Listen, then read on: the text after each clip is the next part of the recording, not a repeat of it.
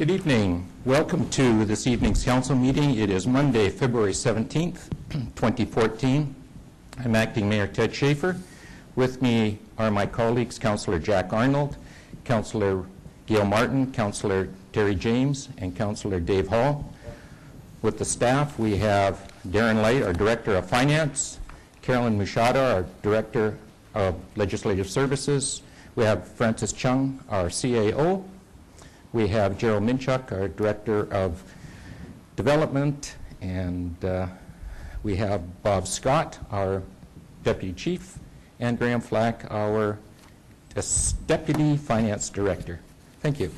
So our first presentation tonight is Committee of the Whole. I need a motion that Council go into Committee of the Whole. Councillor Arnold, Councillor Martin, all those in favor? It's unanimous. We are now going to provide the public with and the Council with some input on Bylaw 2931, the financial plan for 2014 to 2018. And Darren Light will take us through this. Thank you. Thank you very much. As you mentioned, we are talking about the financial plan tonight. And tonight what I'm going to do is give you a briefer overview of the same presentation I did at the last council meeting. We will be talking about the capital improvement plan, then turning our attention to the operating portion of the financial plan. We'll look at an overview, service level increment, some of the larger cost drivers, and the tax effect of these changes on the average residential property in the city. The capital improvement plan, we have planned for $22.7 million in capital expenditures. This slide shows how 9 projects worth about $20 million, which covers 90% of the expenditures included in the full plan. The Timms Community Centre at $14.3 million and the 200th Street at $3.7 million have been introduced in a series of prior year budgets, but we put them all together in this document in one total so that the magnitude of the projects could be understood by Council as well as the public. One of the things municipal governments are becoming more aware of and will face in a significant way in the future is how we are allocating funding to replace our aging infrastructure. Things like roads, sewer pipes, water pipes, etc. The city has to maintain a large number of engineering assets, and many of which are underground and out of sight of the public, but are essential for providing safe water, sewer services in the city. In 2014, we're proposing to increase the funding of 1 cent per cubic meter for water and as well for sewer. This addition will give us $35,000 for water in the reserve for future capital expenditures and $28,400 for sewer future capital expenditures. Similarly to last year, we will be adding or proposing to add a $164,000 or 0.75% property tax revenues for infrastructure renewal. The money put into the reserves is used in 2014 to fund projects so that we're not building up the actual reserve balance but using the money as a pay-as-you-go method of financing. We rely heavily on the casino proceeds, $5.75 million anticipated in 2014 to fund our capital. Other areas of capital funding include reserves, development cost charges, senior government grants, borrowing, and allocation of prior year's surplus. In 2013, our surplus was largely generated by higher building permit revenues and lower staffing costs due to staff vacancies. Surpluses in and of themselves aren't bad. I've estimated that we have a surplus of about $1.6 million or $650,000 in 2014. Council has requested that a portion of the 2013 surplus outlined in the following projects be included in the capital improvement plan. I propose that the rest of the surplus be allocated to the Capital Works Reserve to help fund future capital infrastructure. Now let's turn our attention to the operating side of the financial plan. In 2014, our financial plan includes $41 million of operating expenditures, over 70% of which are expenditures are funded through property taxes, utility bills, utilities charged and billed at the end of May each year. New growth revenues of $354,500, or about 1.62%, and the expenditure gap is $593,250. This would require a 2.71% tax revenue increase to close that gap. This would mean that we'd provide the same services as we did in 2013 with the extra 0.75 for the infrastructure grant, or $164,000, and $593,250 would be required in total. Without the infrastructure renewal charge, the increase is about 1.96%. In 2013, we were less conservative on our revenue estimates, which we will continue in 2014. We're increasing the building permit revenues by a further $18,750, bringing the total to $250,000 in 2014. Staff went through an exercise of looking at a 2% and a 5% reduction in each of our departments and looked through a thorough revenue increases and expenditure cuts to save $121,000 or 0.55% tax revenues. The exercise has been successful over the years, but is getting more difficult as we're finding to find room in our existing budgets. We do have a tax rate stabilization reserve of about $270,000 that is acting as a backstop for the aggressive revenue projections and less conservative expenditure allowances. Staff wages make up $12 million in our operating budget, which is supported by property tax revenues of about $23 million. A provision has been made for staff wage settlements, as well as movement through pay scale ranges. Both the QP and the IIFF contracts ended on December 31st, 2011. Council remuneration is increasing 2.5% based on metro averages. We recognize that there is one member vacancy for 11 months of 2014, so we're using these savings to pay for a portion of the $47,000 $500 election expense that will be incurred in November. The balance of the election expense is funded as a one-time transfer from surplus. Council travel expenses will remain the same as they were in 2013. Policing is our largest department within the city's budget. We allocate about $10.3 million. We have 50.35 RCMP members in our contract strength. As well, the city's share of municipal employees working in the detachment will increase based on the QP wage settlements. Almost half the city's taxation revenues goes towards policing, about 45%. Total increases between 2013 and 2014 for policing is $252,040. This represents 42% of the total expenditure gap that we were talking about earlier, the $593,000. Fraser Valley Regional Library levy is increasing 5.56% or $64,000. This is to allow a 5% increase in the number of books and materials that the library purchases and the phase out of the change in the funding formula. In 2015, there will no longer be any effect on the funding formula based on how residents in other communities are using our libraries or how our libraries or our residents are using their libraries. The charge for garbage and recycling is proposed to stay the same. While Metro tipping fees are increasing $1, we anticipate that we'll continue to experience favorable diversion of kitchen waste based on the Kitchen Waste Initiative.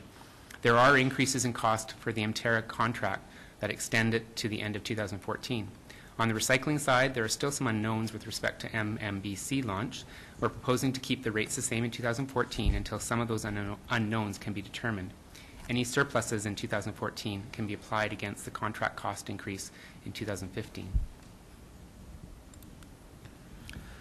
There is one service level increase that is being proposed. The city is proposing to expand the bylaw enforcement coverage into the evening hours and on Saturdays. The $31,470 increase will provide a security officer to accompany our bylaw enforcement officer while he addresses parking enforcement in residential areas and inappropriate behavior in public places in the downtown core on Saturday and for 3.5 hours in the evenings from Tuesday to Friday. It's common practice for municipal governments to communicate changes in taxation levels using the hypothetical average home in the community. However, in the city, our city residential assessments are based on the higher number of strata units. There's 5,561 stratas versus 3,389 single-family homes. As a result, we find that the average residential value is not really representative of either the strata unit or the single-family home. In 2014, the average single-family home is assessed at $462,557 and will pay $2,731 for city taxes and utilities. This is an increase of $72 over last year, or a 2.71% change. The average assessed value for a strata home is $206,000, and they will pay $1,275 for utilities and city taxes. This is an increase of $13, or 1%, over 2013. This is really where the majority of our residential property tax payers will see that type of an increase. The percentage change for an individual property owner will vary depending on the change in their assessed values, but this is the average for the strata and the residential properties. Business properties on average will see an increase of about 4%, and light industrial properties 4.57%. The ratio between the residential and the business properties has been maintained to the same ratio that we had in 2013. The reason for this is because the assessed values of business properties increased around 5%, while residential properties were under 1%, and actually the strata properties on average decreased 2%. In order to collect the same amount of dollars from each property class, we rebalance the ratios. This means that the rate has to decrease for the business class, which lowers the ratio.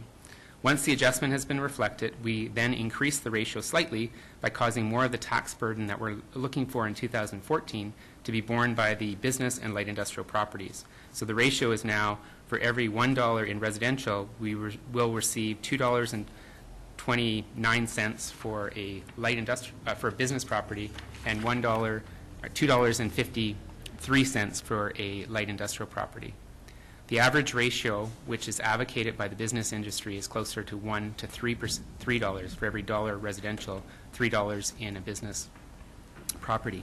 And the City of Langley's ratios has been and continues to be one of the lowest in the Metro Vancouver area. This does conclude my presentation. I'd be happy to answer any questions. Thank you, Mr. Light. Now I'd like to invite members of the public to the microphone, and they'd like to provide some input. If there's anybody out there, please step up and give us your name and address.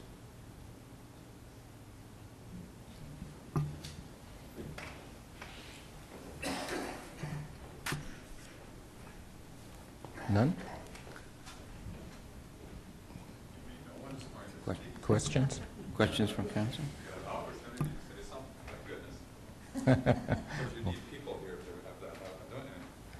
We have one. Well, I have to say something. Thank you, Mayor, council members, and staff. I don't know if this is talking or not. Yes. Yeah, it is, sort of. Okay. It's nice to be able to have this opportunity. It's great that you do this for the public, even though our representation is pretty poor. I suggest maybe you advertise free donuts and coffee or something at these sessions, and maybe you'll get more of a turnout. It's really sad to see when I'm able to come. I just hope, you have a big job to do here with taxes and so on. But I hope that you consider senior guys like me. I've lived in the district for 50 years, in the city now for 12, built a new home, want to retire. Well, have been retired for 15 years. We're getting to the point where taxes are getting so high, it's just like the seniors that used to live in Vancouver that have to move out into the country for a cheaper lifestyle. So now, here in Langley City, I'm going to have to do the same thing, because very soon I'm not going to be able to afford to live where I am, even in our little Langley City. My taxes went up $53,000 from 13 to 14. Which is a much greater increase than your average tax increases here. And sure, my home's 12 years old. But I lived in the district for 50 years on 2.5 acres. And if I was still there, I would be paying less taxes there than I am on my 1/4 acre lot where I am now, mainly because I was grandfathered being there so long. So when you do your formulas with your levies and all that, I hope you take into consideration the seniors that aren't going to be able to, got a bad throat, getting over cold, that aren't going to be able to afford to stay where they are, which is always unfortunate. Why it went up so ridiculous, I phoned the assessment authority and found out something very strange. They assess your property by flying over it. And if they think that it should go up, it'll go up. Even though, on the basis not just the land values, they assessed myself and some of my neighbors that, oh, that's 12 years old, they must have a finished basement now. So we're going to assess them another $20,000 on top of their normal assessment. I'm sure you've seen that in the paper where a gentleman was assessed for a finished basement when it wasn't finished. But they make that assumption by flying over, because I personally talked to that individual. That's pretty outrageous. I mean, it reminds me of Shaw years ago, billing for services. So my point being that, yes, taxes go up. You've got to raise money to do all your things that you have to do with the infrastructure and so on. But think about, the people that eventually can't afford to live here. What the answer is, I don't know. I know I'm going to have to probably move into a small place. Well, I'm not ready to do that. But I'm going to have to, a lot of people will get forced to do that. And it's really appalling that there's just so few people here. You've got to make some changes with that. That's terrible. Especially when they have the opportunity. I mean, there's people at home, and you're going to get letters, and I'm sure you have already, about the assessment. And it'll be worse when they get the actual tax, because people half the time don't even think about assessments. But I certainly do. Anyway, thanks for the opportunity. No, we, for Ms. Machado, name and address. Oh, yes, I'm sorry. Warner Smith. I'm at 4655 on 204 A Street up in Mossy Creek Estates. No, we really appreciate you coming, and we have tried, the city has tried to fill up the seats there. Maybe it will take cake and cookies and soft drink or something like that. We're not quite sure. Well, it needs to take something, and I know it's a struggle for you, as I've heard many times, but I don't know what the answer is either. Thank you very much. Any further comments? Oh, have one more.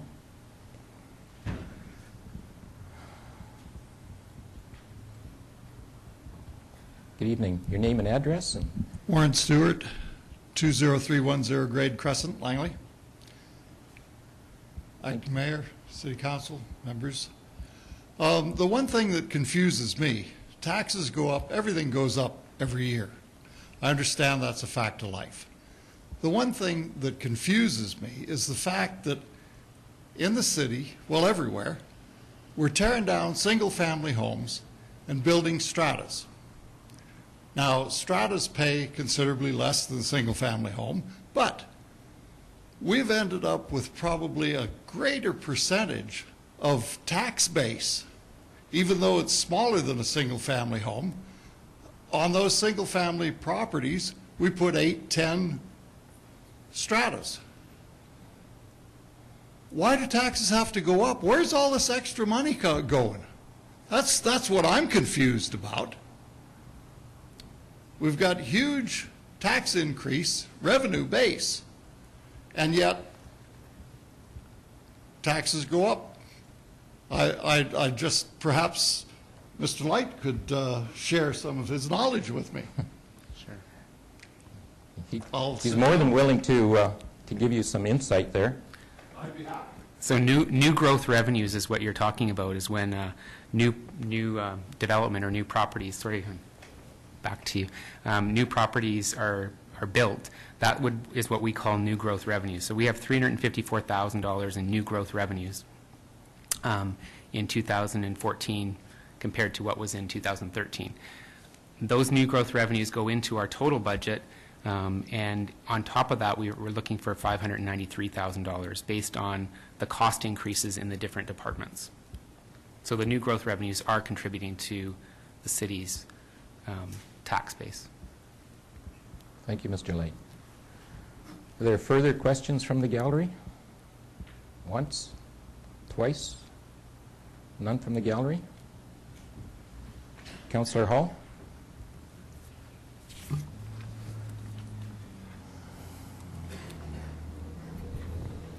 Okay, I have 6. And I'd be perfectly happy to alternate with other members of council if they wish to interject, and I'll go one and they can go another and we can come back to me. If there are not, then I'll just proceed through the 6. I don't expect lengthy responses, but the first one, there's some positive proposals in terms of upgrading the ballpark to provide some opportunity for basically one of the few user groups that are left in the city. Football and soccer have left for improved facilities elsewhere that have been provided. So I would like staff through the chair to highlight what's being done at the ballparks towards better use and improvements for the ball users. So in our 2014 capital plan, we have a project in City Park baseball Caleb Cook drainage for $70,000. What that project is entailing is improving the drainage in that field, leveling the actual infield, and improving drainage throughout the whole field. But the infield is going to be leveled and make it a better playing surface for the youth who use it. Thank you. Second question? Is someone else like to go? No? Go ahead. Okay, second question. We are delivering money towards a new building that we have purchased for the operations center, and I have some concern about the provision of AEDs to that facility and sprinkling and exit safety. I was wondering if there was a health and safety committee that we might refer those concerns to for the benefit of the employees that are being shifted from the one building to the new building. We could certainly do that. What was the AED sprinkling, and what was the other one? Exit provisions. So I realize that it's an older building, and perhaps the standards are not requiring extra sprinkling, and perhaps even the exits. But given the nature of the fires that have happened in other structures, I have that concern. That would be a standard practice for our safety committee to do reviews of all our facilities on a regular basis. So that would just be part of the normal process. Mr. Chung? Council Hall, through the chair, building inspector will be obviously inspecting the site to ensure that it meets the requirements and the code requirements. So if it is lacking sprinklers or other potential safety issues, they will pinpoint those out, and then we will ensure that they get repaired so that our staff are safe at that building. Just a supplementary comment, though. The minimum code standards may not be what the city might aspire to. The code might suggest that it doesn't need sprinkling, but perhaps we might consider that, or exits, or once again the provision of AED devices. Next question. Yes. The other day we received some input on the transient nature of people living in the city, and I think we always assume that people know the historical background. We have discussion quite often about the ICE user subsidy and the $100,000 annual grant to McLeod Athletic Park, and I doubt that many people realize the historical obligation that we assumed years ago to provide both the ICE user subsidy and MAP. So if you could give a quick historical synopsis of how it came about that we now continue to provide an ICE user subsidy and that $100,000 annual grant.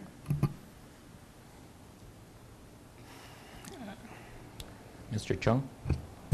Council Hall, through the chair. The ICE user subsidy has been around for a long time, before my time actually, so I'm not sure what the genesis was at that time, but what I can tell council is that at one point the ICE user subsidy was part of our operating budget, and I believe it's about $206,000. Council several years ago decided to change that policy, and now we're funding the ICE user subsidy from our grants, and continue to do so. Again, I'm not sure when it was initially implemented, With respect to the annual contribution to McLeod Athletic Park, we provide $100,000 to the township for any capital upgrades and any work related to McLeod. That was done when council decided to remove ourselves from contributing towards the capital and annual operating costs for the Blair Memorial Pool, and that was it, right? Yeah. And and the arrangement was made between the city and the township. As a result of that, to grant them $100,000 towards McLeod Athletic Park.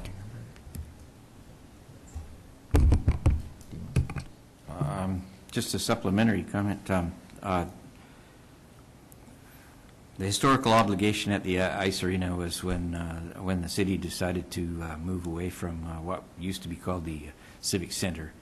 It's now called George Preston Arena, and the city no longer paid into the operating costs of that particular arena. So they arranged a deal with Twin Rinks, a private supplier, for the provision of ice service. With MAP, the obligation was also affected by the city moving away from its obligation in the asset of the stadium, as well as the operation of the Blair Pool. Thank you. Next question. At the preliminary stage of developing this budget, there was a Ministry of Transport sign to be erected on the 401 freeway. The original estimate cost was $200,000, but that was reduced to $50,000, with the province assuming the obligation for the rest. So $150,000 was reassigned to capital projects that now came on. So how do projects move up in the queue? What were these projects that moved in to access that 150, and were there any council initiatives added in that process? The additional funding went to the Timms Community Center to bring that budget up to $14.3 million. So we were looking for funding sources for that, so that's where that money went to. Thank you for that clarification. Capital allocations to both the community gardens proposed and the new off-leash dog park were adopted in draft by a consensus-driven all or none approach by council. So in that that backroom generation of the draft, it was either you're going to give zero to community gardens or you're going to go the whole meal deal for $30,000. Same with the dog park. Could staff, through the chair, please speak to the generous budgets proposed and the scope of those two projects, please? So the community gardens is a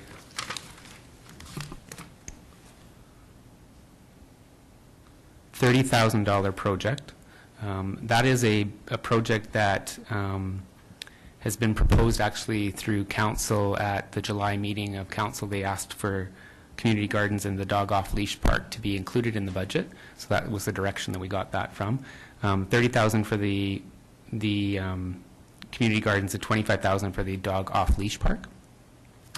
Those are really budget placeholders, I would say. The actual location of where, for instance, the community gardens will be located, I don't think has been determined at this point. And in order to have the project move forward, it has to be in the budget, and once it's in the budget, then we can determine the details of where that's going to be and how much it's going to cost. It really depends on where it is. For the community gardens, you need water service, so that could have a cost factor to it, and then probably fencing, as we did in the Nickelmackle.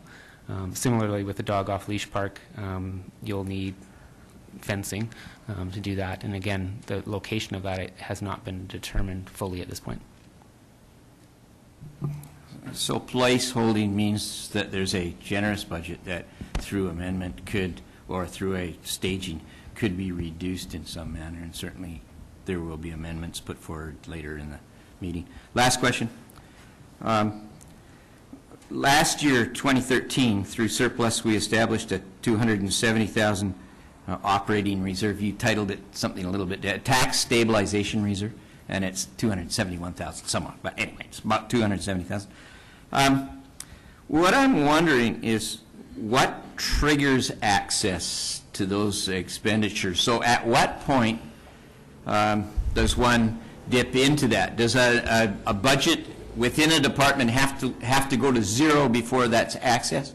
Or are there individual items that if they were to, for instance, garbage contamination fines that are unanticipated, could they access that particular fund? The way that I would envision that fund would be used is at the end of a calendar year, we do our annual financial statements, and if a budget in total was over, then we would have to have a funding source. We can't run a deficit in the municipal government, so we have to balance our budget. So that would be a funding source to balance our budget in total. I wouldn't anticipate that we would take money out of that 271,000 for individual project necessarily. That could be accommodated within the overall budget, between different departments. A supplementary to that, through the chair, last part. So in 2013, the city had no need to access that 270 because the budget was balanced. And in fact, we had a $650,000 surplus, yes? Correct. So the scenario would have to see in 2014 an extra spending beyond the 2.71 increase that's above the 2013 budget that saw no necessity to access this $270,000 extra. That's correct. Thank you for the clarification. I'm done. Thank you. Supplementary to my colleague's question on the Blair Recreation Center, young Darren wasn't around, I don't believe, at that time. When the city pulled out of that center, the township was very well aware. We communicated with the township that we were moving out of that and going into the Twin Rinks. And supplementary again to dog off leash, the last figures I've gotten, I believe we're talking $25,000 aside, and chain link fencing is in the neighborhood of $16,000. And if there's a little bit of landscaping involved or a water supply, that would come out of that. So, great. Now I need a motion that the Committee of the Whole rise and report. Councillor Martin, Councillor James, all those in favor? It's unanimous. I now need to do the adoption of the agenda. So moved by Councillor Martin, seconded by Councillor James. Councillor Hall. Mr. Mayor, I have two items that I would like to have moved on the agenda. The first one to propose is to move the Community Spotlight delegation up in the agenda following the adoption of the minutes, so it would go between number 2 and number 3 in deference to the delegation. I have a second one, but could we deal with that one first? Is there a seconder for this one? For the Hey Girls Come Fly With Us? Just the community spotlight? Just the community spotlight? Is there a second? Seconder to move this up? No? Oh, man. Are you not going to say? It's not going to go anywhere. Nothing? Next item, Councillor Hall. Okay, I have to get over my disappointment there. I'm not sure how we're going to accommodate the delegation. I know you haven't seconded this, but the delegation has expressed to me that they have an appointment at 8 o'clock. They have to leave, and I thought we might accommodate them in some manner so that we could have this presentation. Yeah, it won't move. So the next item then? Yeah, fine. Point of order.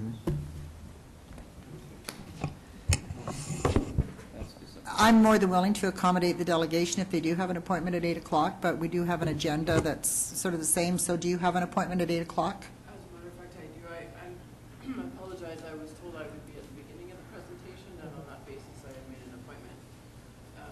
So I apologize for the miscommunication or possibly misunderstanding on my part, but that's what I was asking. Well, I'm more than willing to accommodate that Mr. Chair, if I don't know how we can handle that. Sorry, if I can just speak to that. The delegation was probably told that before we received the submissions from Councillor Hall. So we were likely anticipating at that time that the delegation would be closer to the top of the meeting. And she did express she has a meeting at 8 o'clock. So the delegation was told that she would be moved up? No, it was requested at the beginning of this meeting, when she realized how far down it would likely be on the agenda. Oh, I see. It's too bad that we weren't all made aware of that situation until. So how do we handle this, Ms. Machado? Well, I don't believe that the issue's been dropped, so somebody could still second the motion. All right, I'll second the motion then. Okay. All those in favor? It's unanimous. Councillor Hall? I didn't think that would be so tough. Thank you. I would like to move item number 6, receipt of the recommendations of the Peak Committee, up in the agenda to come just before third reading of the bylaw to adopt the financial plan. The rationale being that... Is there a motion? And then if it's seconded, he can talk to it. Yeah, he's asking for it to be brought up. Is there a seconder?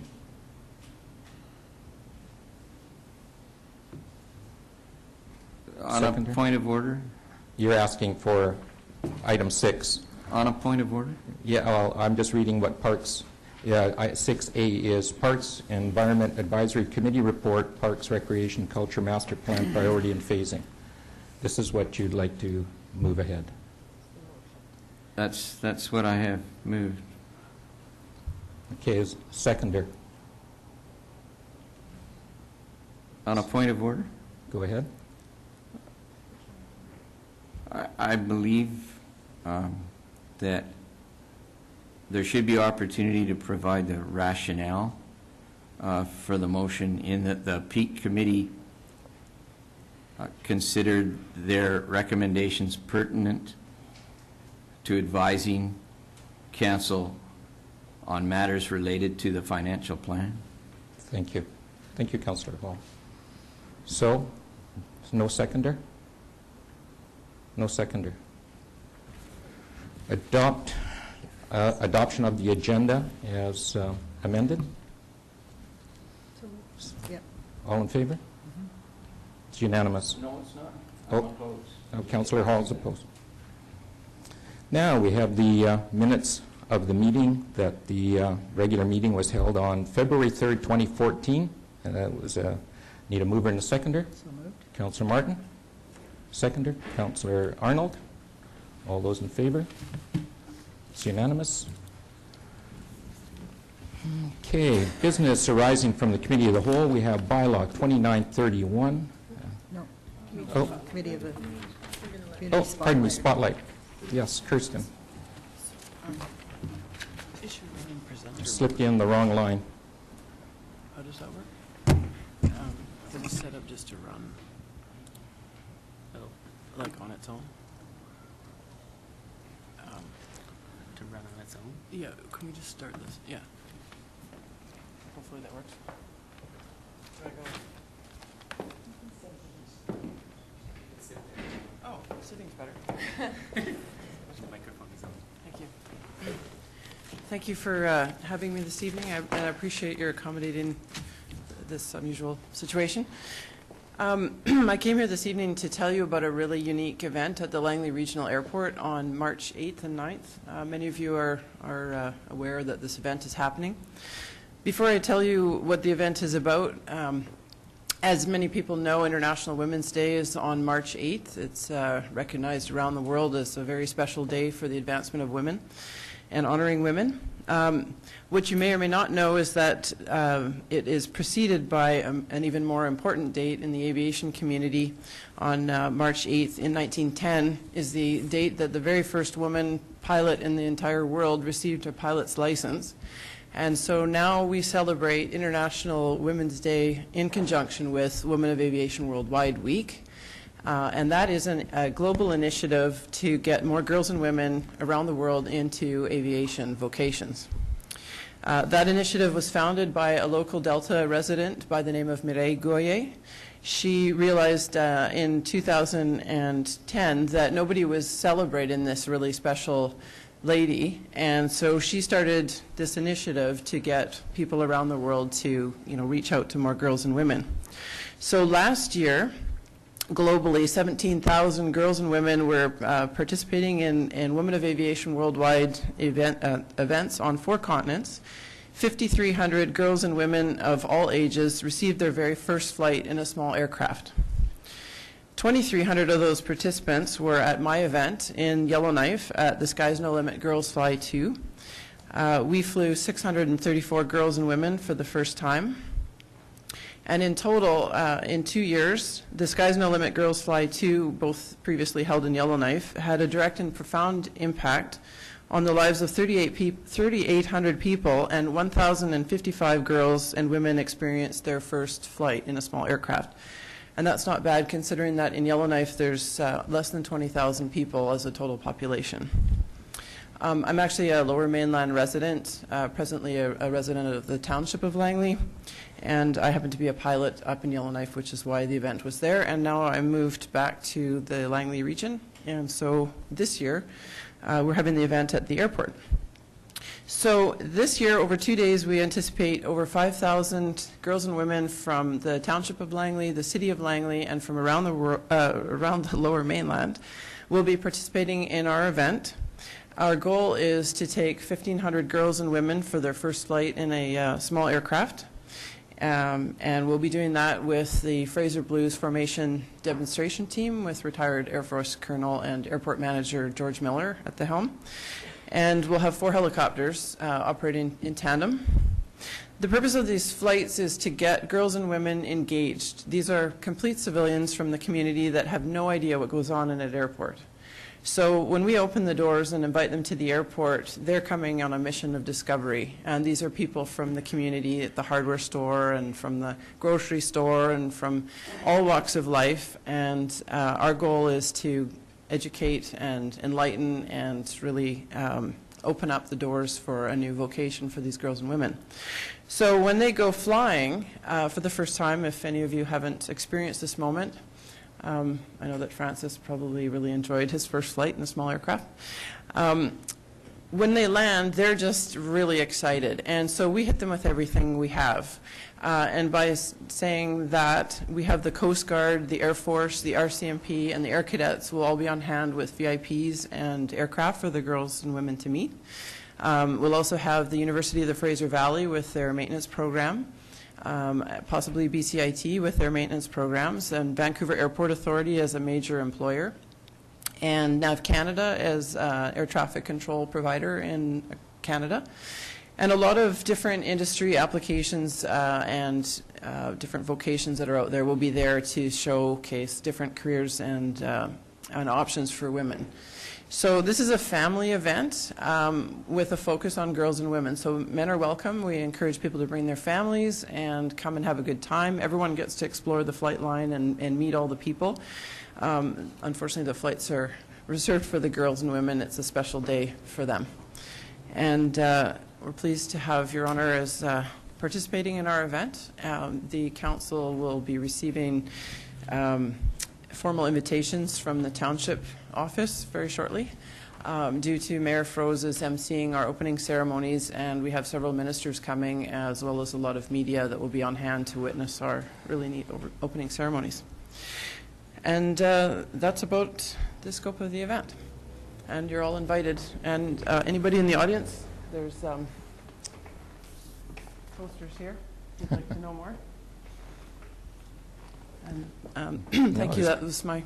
No, there's probably a couple questions here. Councillor James Martin. Thank you, Mr. Mayor, and thanks for being here, Kirsten. I heard about this actually through quite a few sources already, a couple of those being committee meetings, but also some individuals I know in the community who are involved in this. So I'm pretty excited. My question is, if you have, say, a younger girl, I'm going to use 5 or 6, they've never been in the plane, but you're like, what happens with the parents then? If they have and the little girl hasn't, what happens? Well, we have girls and women of all ages coming. We have everybody from infants to grandmothers. And obviously, some people are not, going to be ready to fly on their own. Okay. And every age is different. So what we ask, I get this question from parents all the time, do we just send our child flying? And in a way, sometimes we don't want that. It's up to the individual parent to decide whether, and the child to decide whether they are ready to fly on their own. It is sometimes an intimidating experience. It's a noisy environment and it's a new thing. So it's actually nice when the mom goes flying with the daughter. One of the criteria for getting a free flight is that you can't have been in a small aircraft before. So if you flew on WestJet or Air Canada, that doesn't disqualify you. We ask the mom try and find a chaperone, a sister, or an aunt, or somebody that hasn't flown before. In a worst case scenario, if it meant the girl didn't get to fly, we might make an exception so that they would fly with the mom. The other neat thing is when the mom flies with the daughter, they get to see this moment of magic, and it's really important that if that girl decides to pursue an aviation vocation, they now have the support of the parent. And most of the moms that are signing up their daughters for this event also know nothing about aviation, but they're really excited at this new opportunity, and they want their daughters to come and check it out, and most of them want to fly. And so we like that because we don't want people to be feeling left out or scared. Perfect. So. That's a very thorough answer. You answered everything. Thanks. Councillor Martin? Thank you. I don't think you mentioned in your presentation how they can register for this. You've got a website here that they can register at. Maybe you just want to put that through. Thank you. I appreciate that. Actually, at www.girlsfly2.ca, which is on every poster that's plastered all over the place, that's where girls and women have to go and pre-register because we don't, unfortunately, have enough resources to fly everybody, although I'd sure love to. So it's on a first-come, first-served basis. People can just show up at the event. The entire event is free. The flights are free. They're paid for by local community members and businesses. And the objective of that is to provide no barriers to participation. We want people just to come show up with an open mind and check it out. So we have people from all walks of life. And so they must pre-register to fly. There may be some opportunity to take last-minute people on the day of the event, but we encourage people not to count on that. Just one other. So the criteria is that you haven't flown on a small plane before. What about, and I know that you have some helicopters there, and I would think that that's totally different flying than in a small plane. So can people request to be in a helicopter as opposed to a small plane? Or does any small plane sort of put you out of the running if? Yeah, when you say, I know it's a novel experience. I flew many years fixed wing before I ever got near a helicopter, and that was a whole new experience. But to make it fair, and because we have limited resources in terms of when you look at how many people actually reside in even just the city and township alone, the requirement is a small aircraft, which would include airplane or helicopter. And when the girls and women come, they get what they get. So it's kind of a luck of the draw. Councillor Arnold? Thank you. So one of the regulations then is that they must not have flown in a small plane? Yes. Doesn't matter if their big brother has? No. Okay, and pre-registering is obviously the way to go. Yep. Now, how full are you at this point? Actually, I'm getting a little alarmed that we're going to run out of seats sooner than I expected. We're at about 400 now, and given my prior experience with past events, usually it's the last week where you get the real push, but I have some really dedicated people out there actually members on this council have been spreading the word, as well as I have a dedicated media person who has reached out to all the print, radio, and national TV who will be at our opening ceremony, and those people are spreading the word. So, yeah, the seats are definitely filling up. Okay, which and is good. You did say it was free? It is free, yes. So. Okay, thank you. Councillor Hall. I want to commend you for your initiative. I'm the father of both a son and a daughter. They're older, but then so am I. 3 decades ago, there was a major push for young women who are underrepresented to gain access to fields in math, science, and medicine. The pendulum has swung to such an extent now that male representation in those fields in secondary institutions has fallen well behind. So I guess my question to you is that in creating this special event for women, is there a sensing opportunity somewhere along the way where the pendulum will have swung once again so far that that males then lack the opportunity? Is it someone else's obligation to step up to the plate, or? No, I would hope that never would happen, actually. What we're trying to achieve is gender balance. And I can tell you in 100 years of commercial flying or licensed pilot flying, today, this very day as a professional pilot, I'm only one of 6% in the commercial pilot industry that is, of the female population. Sadly, in the maintenance trades, only 2% of the total maintenance population are women.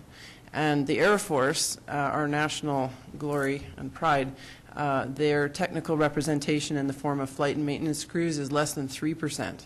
So I think there's very little danger of women taking over the entire industry anytime soon. And actually, the thing that I must stress about this event, because I've had people say, hey, are men not welcome? It's very much important to us to have men there supporting and cheering on their women, because it's half the family is male. And so when the daughter comes to the airport and gets to go flying for the first time, it's also important that the dad and the brother and the son are there saying, hey, you can do that. So we don't mean to exclude people. We do reserve the flight seats for girls and women because this is their day, this is their weekend, it's their week actually, in fact. But we have male pilots, just as many, if not more, flying the girls and women. We have male volunteers, and we have, like I said, whole families participating. So our long-term objective is to achieve balance in the industry, and I think we have a long way to go. Kirsten, thank you very much for coming today.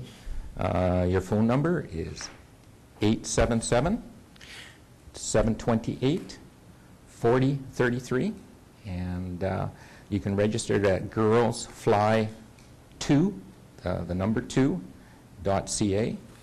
And I know our family is very much involved with this. My wife Jean and her walking partner Lee Castron have asked me to volunteer, so I'm going to be there on March the 8th. That's a Saturday. March the 9th, which is a Sunday, from 9 a.m. till 5:30 p.m. at the Langley Regional Airport. So I'll be seeing you there. I admire your participation. Thank you very much, Mayor Schaefer. Thank you very much. Okay. Thank you for your time.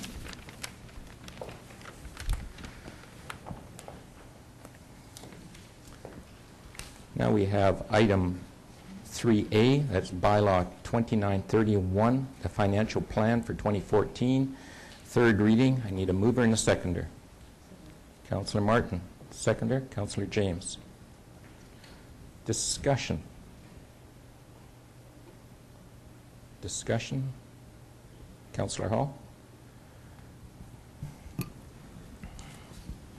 I'd like to open, before I propose my amendments, with recognition of Mr. Paul Albrecht at the back of the room, a potential candidate for the November election, who was the one and only person to show up at the open house, who on a regular basis has been in council chambers for the last ongoing 3 years.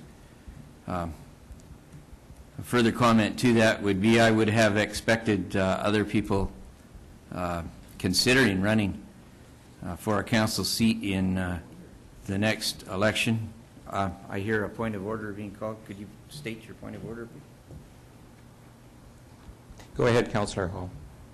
My point of order is we're dealing with the bylaw 2931, not the upcoming election, and who's running and shouldn't run, and who should be here and who shouldn't be here. That's got nothing to do with bylaw 2931. Really? Councillor Hall, to your amendments. On a further point of order. You're dealing with your amendments? On a further point of order. Go ahead. I believe you need to rule on the point of order before we proceed. That's So why do you my- accept the point of order? My ruling is that we're dealing with your amendments right now.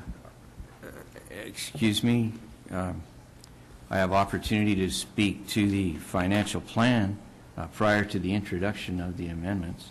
I believe that it is not the chair's prerogative to direct discussion at this point. If you accept the point of order, then I should have opportunity to proceed with my comments on the financial plan. We are dealing with the third reading of the bylaw, and you can always challenge the chair. But the point being that we're dealing with this bylaw 2014 to 2018 bylaw 2014-2931 and the discussion around it. So I will proceed with my discussion of bylaw 2931. Go right ahead, sir. Thank you. My amendments that I propose are an attempt not only to reduce the taxes that are proposed, tax savings to the residents of the city, but also a more effective delivery of some of the capital items with some reductions. I had posed a question earlier during Committee of the Whole about the all or none approach, and some of these amendments suggest that we might pare some money down from what I would call over-generous budgets at this point and reallocate some of that money to what I see as perhaps some higher priorities. So now I will proceed with my proposed amendments, starting with the first on the infrastructure levy. So I'm moving this. I'm looking for a seconder. Whereas the City of Langley characterized a 2011, 2012, and 2013 compounding tax rate increase as an attempt to balance a projected deficit between operations, revenues, and expenses. And whereas the year-end financial statements reported over $1.75 million in surplus tax money collected over and above what was needed to balance revenues and expenses for these 3 years. And whereas city staff has reported that the city has generated $650,000 2013 surplus, with unanticipated surplus of $330,000 beyond what was used to develop the 2014 financial plan presented to Council at working sessions in preparation of the draft budget. Therefore, be it resolved that the Council of Langley City reduce the infrastructure levy proposed in the 2014 financial plan by $55,000, reflected as a tax rate decrease from 2.71% to 2.46%, and be it further resolved that the Council of Langley City assign the $55,000 from the unallocated surplus from 2013 to the Special Infrastructure Capital Reserve. Is there a seconder to this motion? Seconder? Seconder? None. Thank you, Councillor Hall. Your next item? Second amendment. Whereas the 2014 financial plan has a $270,000 operations reserve that has allowed an expense spike contingency, and whereas the past year, 2013, saw no necessity to access this $270,000, and the city actually generated a $650,000 surplus. And whereas the projected 2014 garbage and recycling budget projects a $55,000 further surplus contingency to guard against possible unknown penalties or lesser diversion rates, therefore be it resolved that the Council of Langley City reduce the recycling budget by $15,453 to provide a 2014 reduction in garbage and recycling fees of $2 per single-family dwelling and $1 per multi-family dwelling. For a clarification, that was $2 per year? $2 per, well, we're only dealing with the 2014 budget, so I certainly would not think it would be It's not a month. They just didn't have that in there. pertinent. No. Seconder to that motion? Seconder? Seconder? None. Councillor Hall, your next item?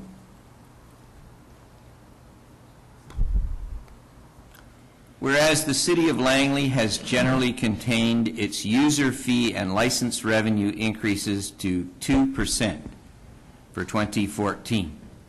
And whereas negotiations with employee groups have expressed settlement targets somewhere around an accepted rate of inflation and this 2%.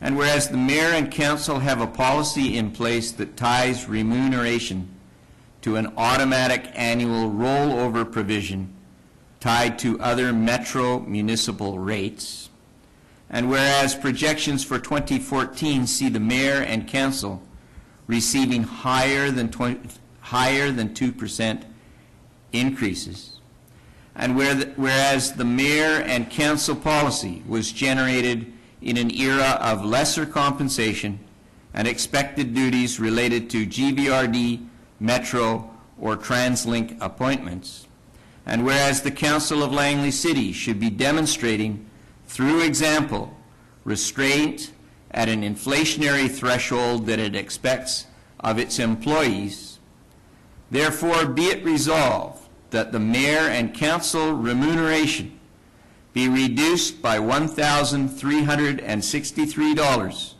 to reflect a 2% maximum lift threshold. Seconder? Seconder? Seconder? None. Councillor Hall, your next item?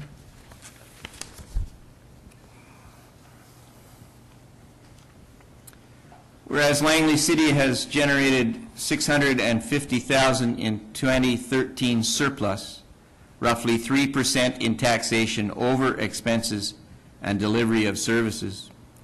And whereas the proposed 2014 financial plan targets a number of projects for $330,000 of these funds, and whereas the remainder is to be transferred to untargeted capital reserves, and whereas the Timms Community Center project has seen progressively escalating capital cost estimates, 6.5 to 14.3 million presently, and whereas the 2014 financial plan only sees $150,000 of this surplus targeted to the Timms project.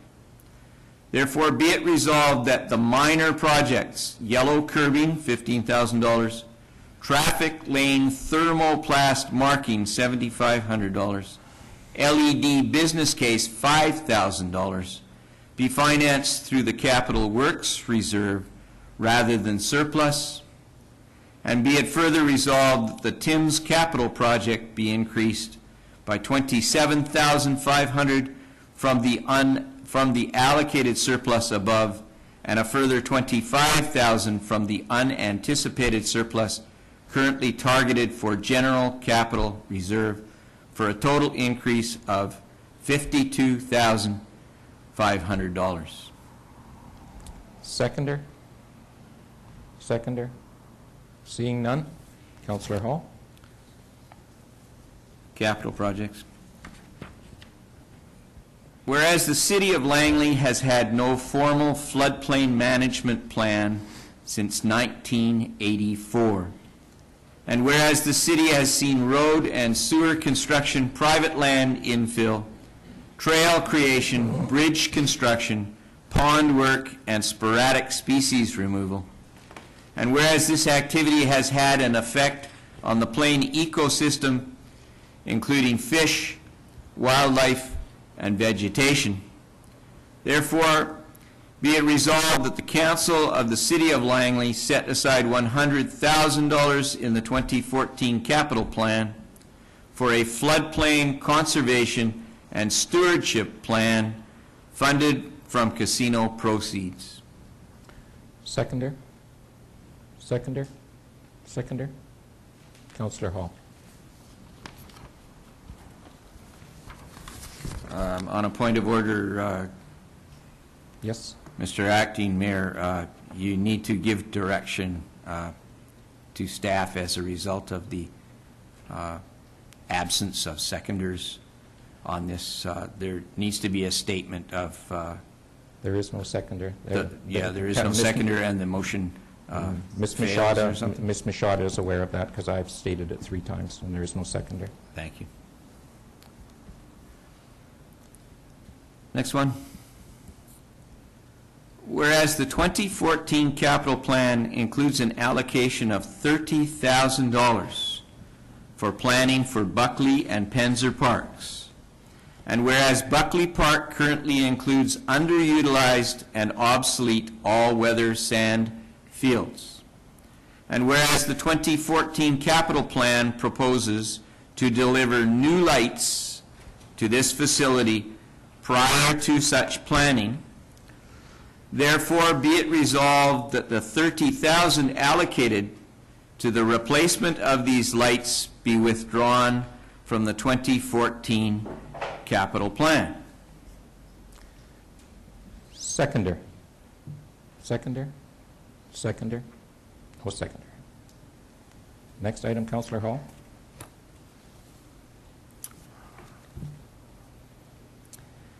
Whereas the 2014 capital plan allocates $50,000 for the paving of the off-leash dog park parking lot, and whereas a permeable surface and gravel base is a more practical and safer cold weather surface than a paved one, and whereas there are trail maintenance and drainage issues that have pressing need in the dog park, therefore be it resolved that the capital plan be altered to reduce the allocation to reflect a paving of the entrance driveway only, $10,000, and an allocation of $25,000 toward trail and drainage improvement. Seconder? Seconder? There is no seconder. Councillor Hall, next item.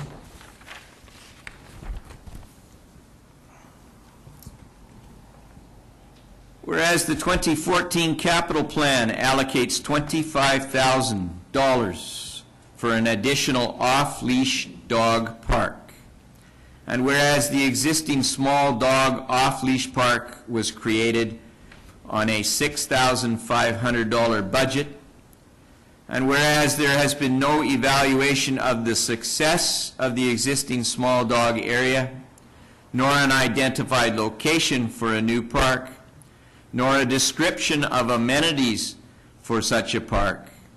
Therefore, be it resolved that the current allocation be reduced to $10,000. Seconder? Seconder? Seconder? No seconder. Next item. I believe this is the last. No, there's 2. This and the next.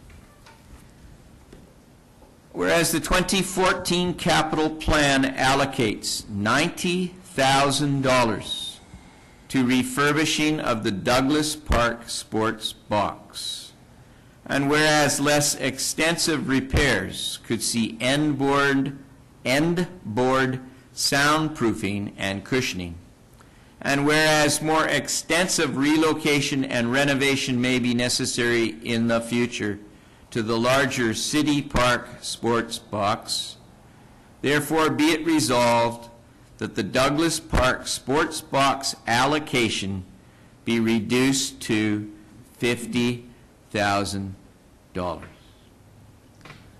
Seconder? Seconder?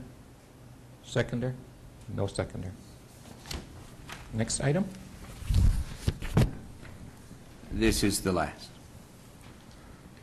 Whereas the 2014 capital plan has allocated $30,000 to an additional 32 community garden plots, And whereas Council has acknowledged the acceleration of the delivery of more than the existing 16 plots ahead of the delayed phasing recommended in the 2013 Master Parks and Culture Plan. And whereas this accelerated priority has preceded identification of location, assessment of demand, and analysis of the requirements and costs for confinement or fencing. Therefore, be it resolved that the capital allocation be reduced to $20,000, with the remaining $10,000 for this project being phased over 2 or 3 years following resolution of some of these issues. Seconder? Seconder? Seconder? No seconder. Thank you. That is the extent of my You have one more, Councillor amendments. Hall? I believe that was it, was it not? Penzer Park? Could you perhaps read it? Staff supplied me with a paper copy of this, and it would simply delay the meeting to access it on the computer at this point. So I shall hand it to you. Thank you. Here it is, Councillor Hall.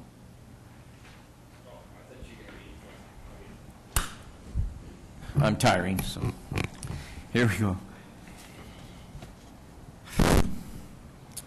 Whereas $30,000 has been allocated in the 2014 capital plan to planning Penzer and Buckley parks, and whereas the Penzer Bike Park was delivered $200,000 to create its original state, and whereas the 2014 capital plan allocates a further $55,000 to a Penzer Bike Park that the 2013 Master Parks and Culture Plan suggests has experienced diminishing use since its opening, and whereas the 2014 provision could be delayed pending a more precise restoration plan and or delivery of a wider geographical distribution of youth activity amenities, therefore be it resolved that the allocation of 2014 funds for the $55,000 Penzer Bike Park project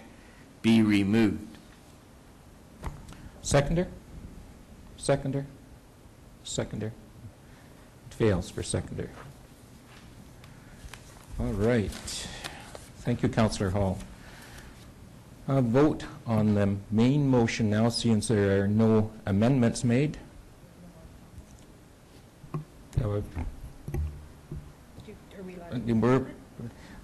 Unless there is somebody who wants to make any comments. I'm looking to call the vote then. Councillor Martin? Thank you very much.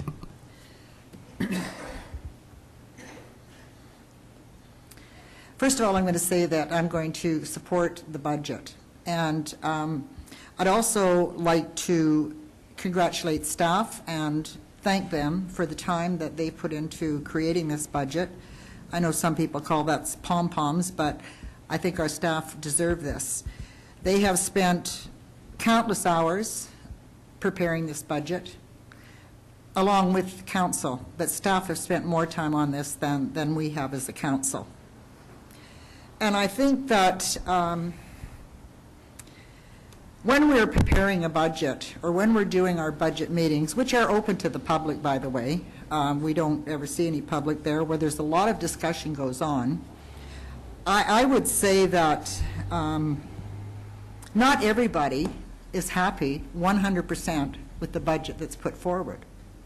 There was a comment made that someone sees something as higher priorities. We all have those higher priorities on our own. But we try to rule by consensus. And when we have something that we don't think is a priority, personally don't think it's a priority, they're brought up at the budget discussions. Council can either agree or disagree. And if they disagree, you know what? That's democracy. democracy is not fighting until you get your own way. Democracy is speaking about what you feel, trying to convince your colleagues that perhaps you are right, but in the end, it's the council decision. Whether you agree with it or not, it's the council decision. But you know, just because I don't get my own way at the budget meeting and the final budget comes before the public, I won't put comments on Facebooks how dysfunctional the council and the mayor is. I wouldn't do that, because we are somebody that works together and reaches a consensus. I also... On a point of order, Your point? Acting Mayor, what is being disclosed at this point is bordering on personal harassment, and it is an attack on an individual's right and opportunity to speak to their public through media. I object to further comments directed at councillors, and I would expect that the speaker stick to the issue, and the issue is the financial plan and the items within that plan, not attack of other councillors. Thank you. Yes, we are going to be dealing with bylaw. This is bylaw 2931. Thank you. I was not directing my comments at anybody. I just said that's something that I wouldn't do. I wouldn't do that. And I'm giving the reasonings why and how this budget On a is going point of forward. order, Councillor Hall, the point? I would like the chair, the acting mayor, to rule on the point of order and provide direction to my colleague to stick to debate on the plan and not offer justification for her previous comments, which I believe you were ruling out of order.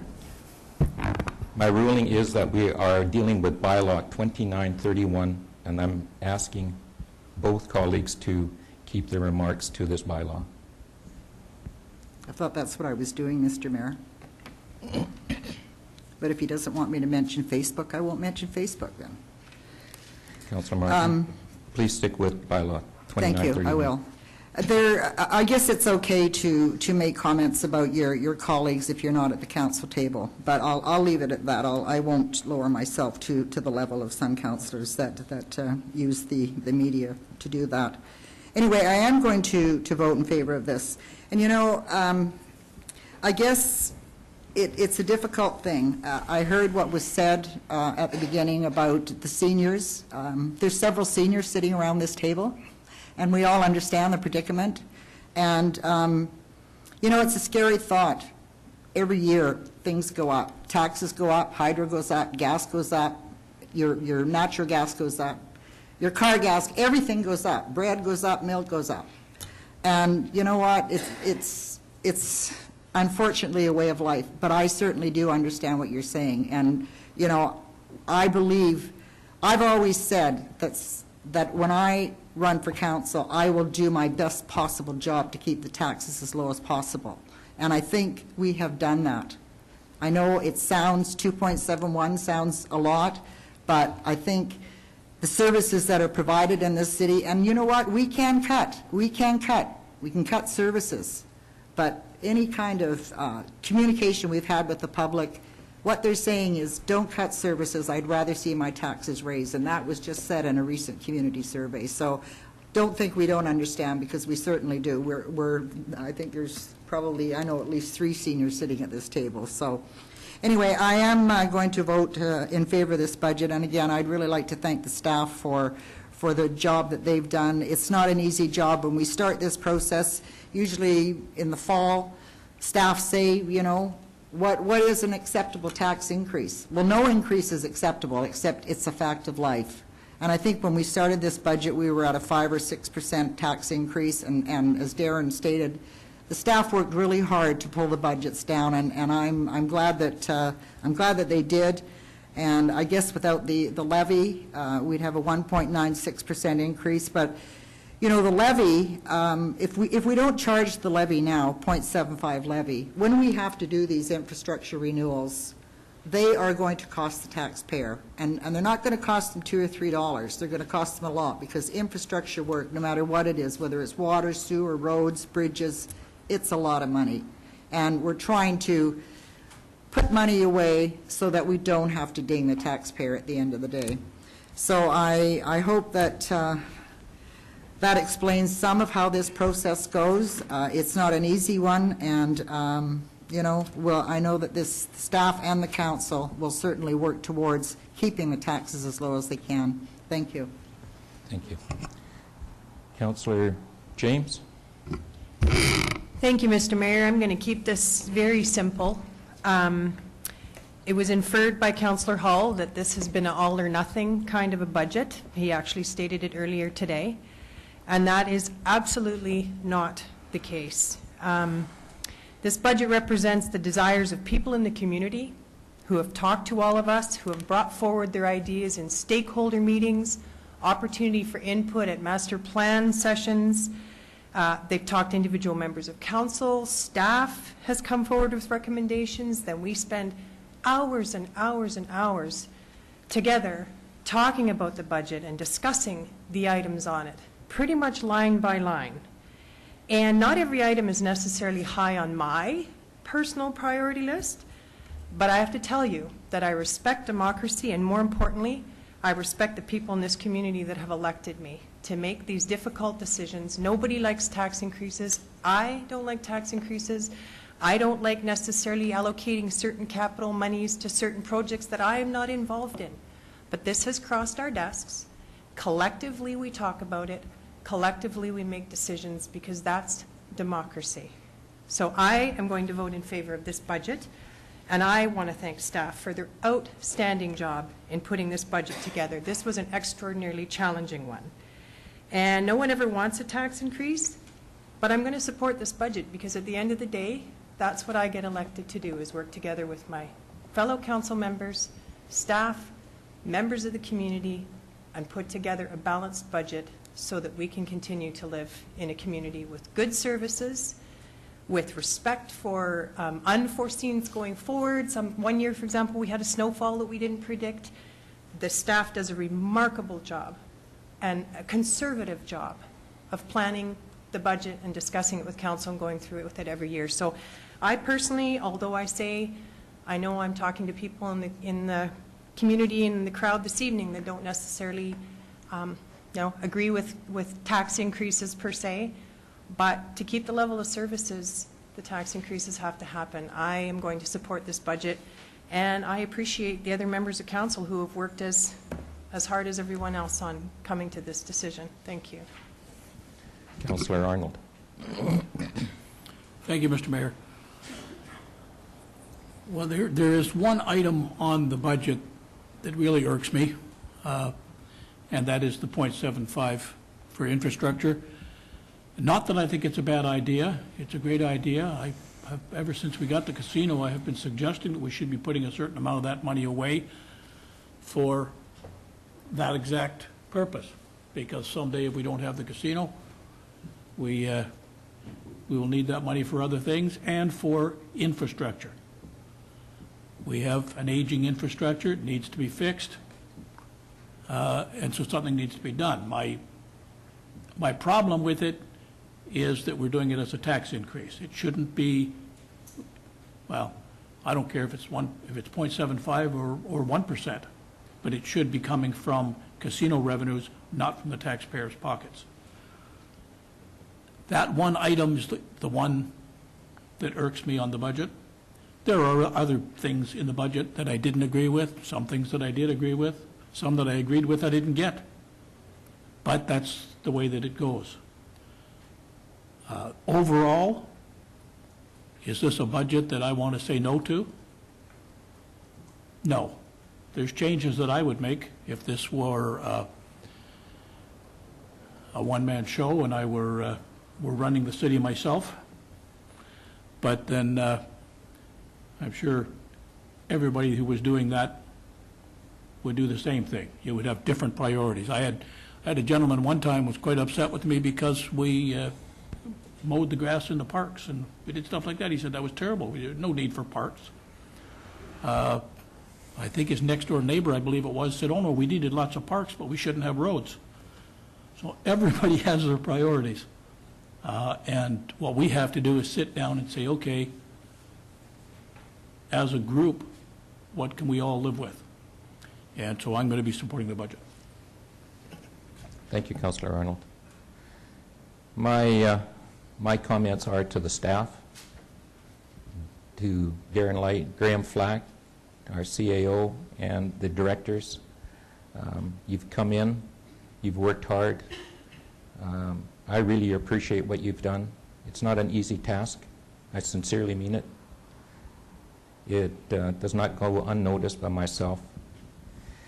I asked a question earlier of Mr. Light if the casino wasn't here.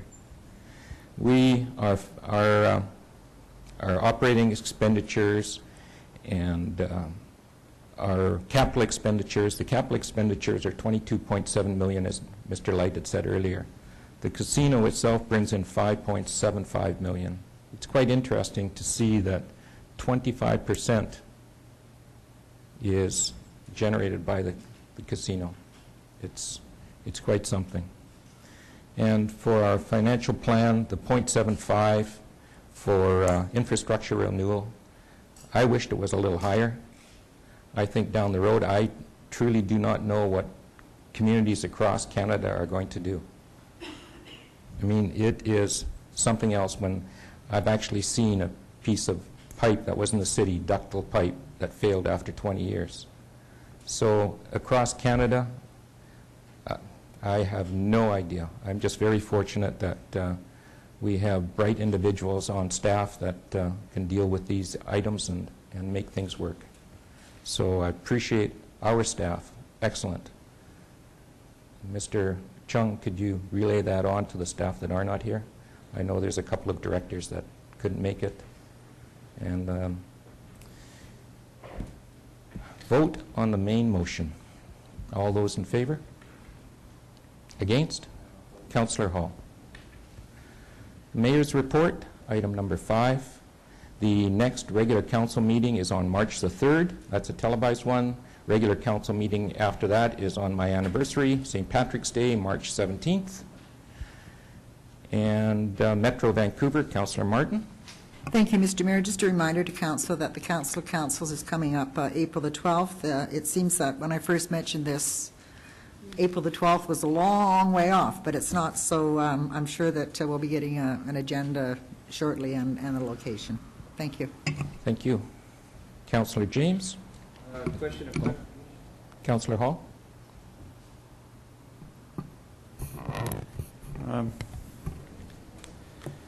Speaking of council of councils, so council members have the opportunity to travel to the Council of Council, and they are granted a stipend for that. Metro Vancouver increased the stipend.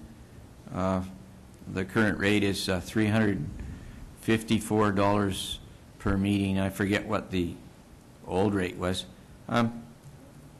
What rate of increase does that reflect as a percentage for this year between last year's stipend? I do not, for myself, I do not have those numbers at my fingertip. Do CAO? Your Worship, no, I don't know those figures, but that's something that we can bring back to council for information. Yeah. And we'll let Councillor Hall know the... Did Councillor Martin have a question of that? A question? No? No. Oh, I thought you had a comment. Okay. So I believe that Councillor Martin, as the Metro rep, might be able to inform us of the percentage increase of the whole Metro budget. I believe that Metro held their increase or assessment to member municipalities to under 2%. So the accommodation of the stipend might be at a higher rate. I'm hazarding a guess that it's somewhere around 5%, but I'm not sure. But overall, the entire Metro budget was held to under 2%. Could Councillor Martin confirm that, or do I not have my figures correct on that?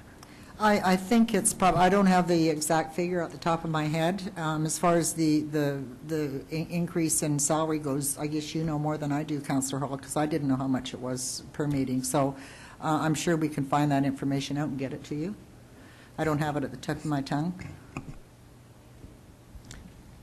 Library happenings, Councillor James. Thanks again, Mr. Mayor. I just have a couple items. This is what's happening in the City of Langley Library from February 17th to March the 2nd. The new ones are Lego Fun, Monday, February 24th from 4 to 5:30. They have the Lego, you bring the ideas. This is a drop-in, and you can build your dream creation with Legos. The second one is Identity Theft Seminar. That's happening on Saturday, March the 1st from 2 to 3 p.m. Again, this is another drop-in event. And you can learn from the author, speaker, and identity theft prevention consultant, George Greenwood, how to minimize your risk of becoming a victim of identity theft and how, without thinking, we freely give our identities away on social media and other public platforms. There's always lots going on, including book reviews and monthly art critiques. So for more information on what's happening in our library, please call them at 604-514-2985. Thank you. Thank you, Councillor James. And I have nothing under the Mayor's report. Committee reports, item 6A, and that is the Parks, Recreation, Culture Master Plan Priority and Phasing by the Parks Environment Advisory Committee. And there's a recommendation here. Councillor Hall, I believe this is your committee. There are two recommendations. I'll proceed with the first, and then the second. I will need a seconder.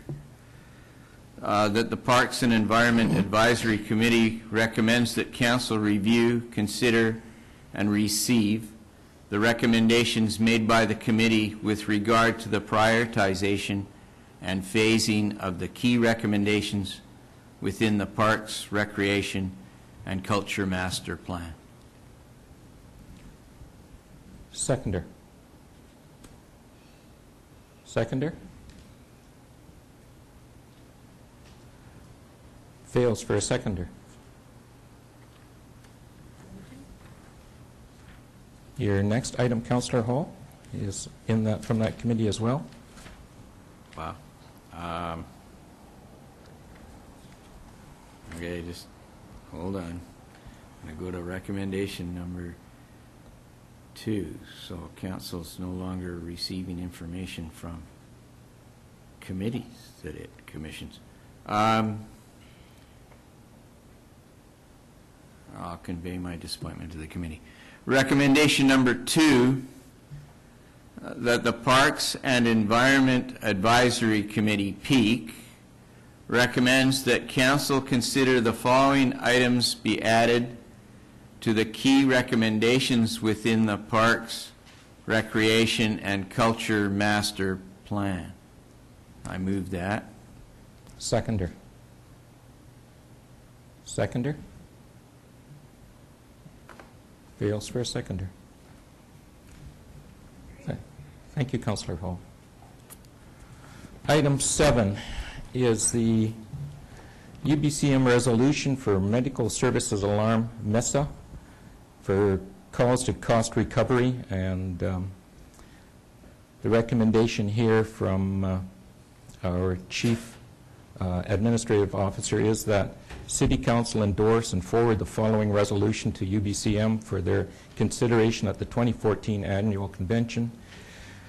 Whereas the numbers of first responders or medical emergency service alarm MESA calls that the City of Langley respond to represent 78% of all calls received by the Langley City Fire Rescue Service, whereas the City of Langley incurs significant direct costs as a result of responding to MESA calls to complement the services provided by BC Ambulance Service, and whereas the intermediate patient care can greatly enhance patient outcomes and significantly reduce short-term and long-term costs to the overall health care system, and the City of Langley acknowledges the community will benefit from the LC Langley City Fire and Rescue, supporting the BC Ambulance Service to provide first responder service to the patient while the ambulance is en route. Therefore, it be resolved that the province of BC work with UBCM to develop a fair and equitable cost recovery model to compensate local government for responding to medical first responder calls. And that is the recommendation, and So moved. moved by Councillor Hall, seconded by Councillor Martin. And discussion. Discussion. Councillor Hall is first, because Refer to Councillor Martin. no, I you had much to say today. No, go ahead, Councillor Hall. In terms of this MESA resolution, I'm very much in favor of this, but there are so many similarities to what we packaged before. I did attend a session at UBCM, and the government response to our previous resolution was simply to blow us off. We discussed this earlier about repackaging, and so I have a couple of questions of staff through the chair. The first one, I guess, is to ask the question, how has this submission been repackaged or altered to arrive at a different response than what we received from a Liberal government that was in power, is still in power, and provided such a negative response in the past? To City Administrator. Councillor Hall, through the chair, one of the things that we've been dealing with, which is referenced in this report, is the new resource allocation plan, the RAP. As Council may recall, noting the plan, in the report, the province had decided not to take a number of, I think, calls, and Deputy Chief Scott can assist me with that. And because of those change in terms of how they respond call, it has put additional emphasis on the City Fire and Rescue Department to attend those calls. And we're concerned about that because, in essence, we responded to those calls because the ambulance are not responding to it. So it adds additional costs to the city. That's one thing. And maybe Deputy Chief can answer, comment on what type of calls that the BC ambulance are not responding based on this RAP. Your Worship, to Councillor Hall. The resource allocation plan that BC Ambulance changed or brought into being a couple months ago has resulted in Langley City Fire Rescue Service responding to calls where an ambulance has not been dispatched, and the information we received is that there are calls where they don't know when an ambulance will be dispatched. However, the ambulance service has still contacted us as first responders to respond, to provide assistance in the meantime. Don't actually have any of those numbers just yet, as it's been a really a very recent change. We're still working through some of the changes ourselves. Councillor Hall. Now, I don't want to leave the impression that I'm not in favor of this. I certainly am, but I want the public to fully appreciate the government's position and the extremely high level of service that our fire and rescue provide. In the session that I attended 2 years ago now, the government suggested that the ambulance service triage by telephone the risk factors of a 911 call. And for example, people that report that they have fallen, the ambulance dispatch to that is a lower priority based on questions asked as to the danger of the fall. So you can imagine an elderly person in one of our housing units out there falls, and in their confused state suggests that they do not have elevated heart rate, they don't necessarily have a cardiac condition ahead of time. And it suggested then that there's no immediate need to respond to that in a timely fashion. What happens in Langley City is that our fire rescue department immediately is dispatched.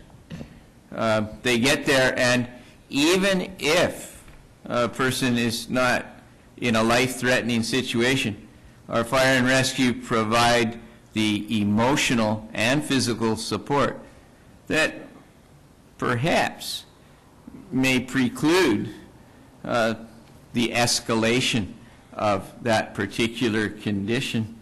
So I guess once again I'll ask the question, how can Langley Fire and Rescue Service sell this high level of service that they provide to a provincial government that has basically said you have every opportunity not to respond and to perhaps place your residents at higher risk than the service levels that are provided now? So how might the Fire and Rescue Department work with staff to sell this to the provincial government and get a more positive response than was done in the past?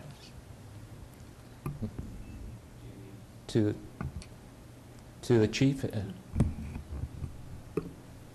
Your Worship, to Councillor Hall, the chief and I would take the opportunity then to work with our chief administrative officer and determine what areas we could offer more information to our public.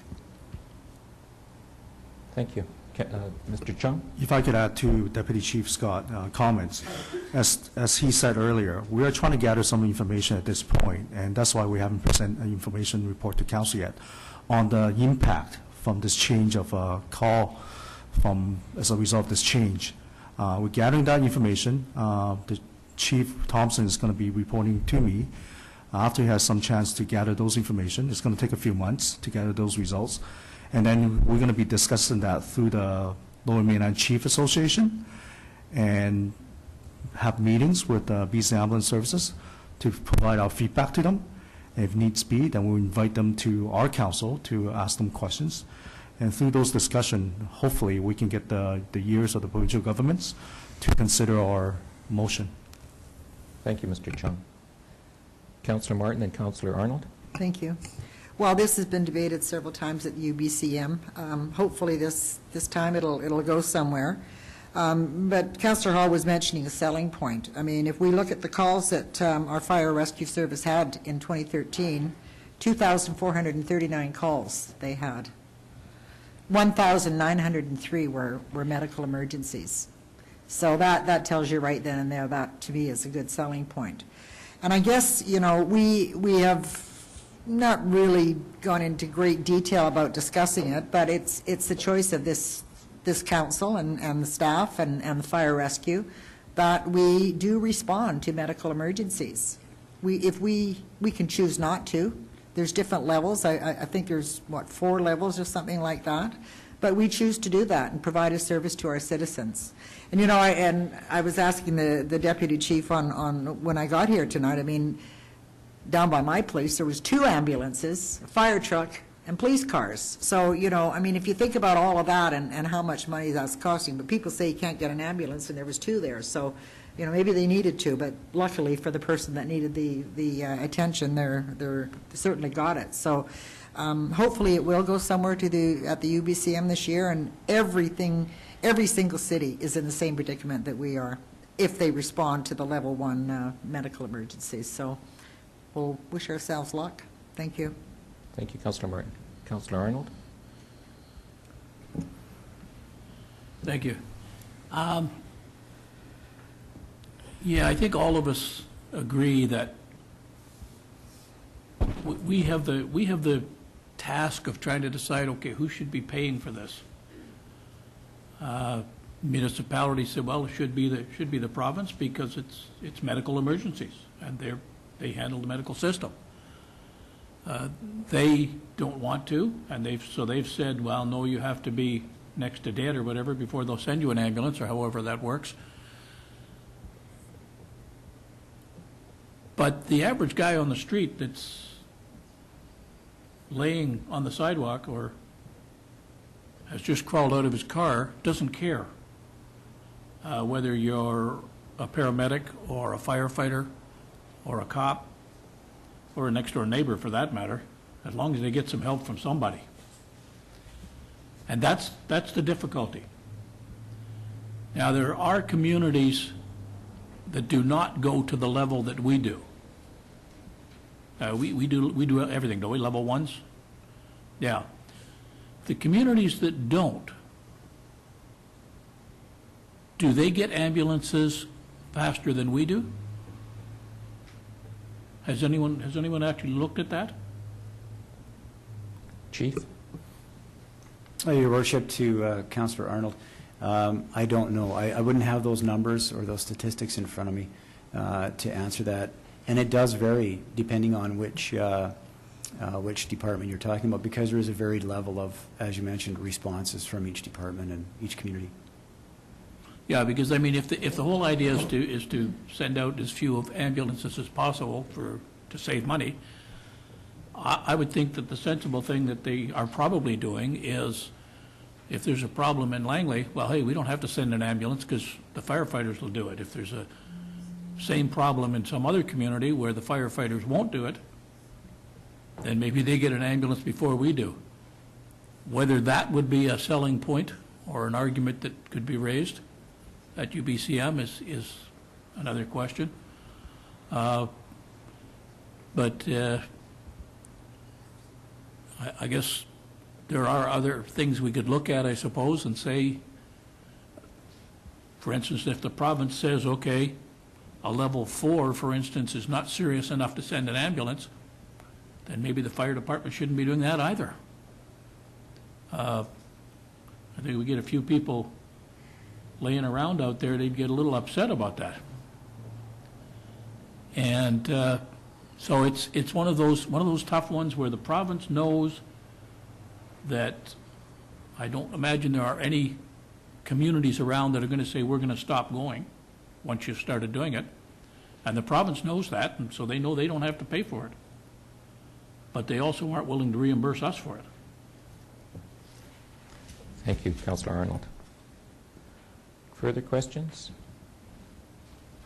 Seeing none, I'll call the question on the motion here. All those in favor? Against? It's unanimous. We have some correspondence here from the Canadian... Excuse me? Item number 8 suggests that there's opportunity for new and unfinished business. On... we haven't done the Cancer Society yet, the correspondence? I was under the impression that new and unfinished business would deal with motions prior to correspondence receipt. I don't have that one in my sheet. I have it going from 7A down to correspondence. So would I propose a new business item after you deal with the correspondence? Yes. Yes? Correspondence is from the Canadian Cancer Society for permission for door-to-door canvassing April 1st to the 30th of 2014. And this motion is that Council allow the Canadian Red Cross to conduct door-to-door canvassing from April 1st to April 30th. Now, it's a motion here. I need a mover in a sec. Oh, did I say Red Cross? I'm sorry. Canadian Cancer Society. Councillor Martin moved, seconded. Councillor James. Discussion? All those in favor? It's unanimous. Councillor Hall, under new business. I believe I was advised last meeting that the protocol of new business would be to present a motion, seek a seconder, and then proceed from there. So that's what I propose, a motion. That Langley City Council, through consultation with staff, set a date and finish the working session begun on the Master Parks and Culture Plan. Moved. Is that a notice of motion or a motion? Well, it's a motion because 3 no, probably a month ago, we started this, and it was driving the budget deliberations, but certainly we should simply be requesting staff to set a date and get on with the task at hand. Okay. Thank you, Councillor Hall. Seconder for the motion?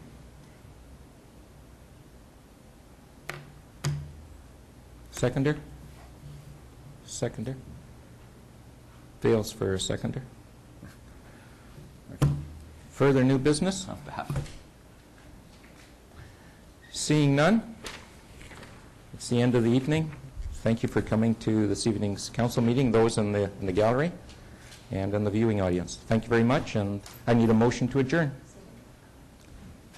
Councillor James, Councillor Martin, all those in favor? It's unanimous.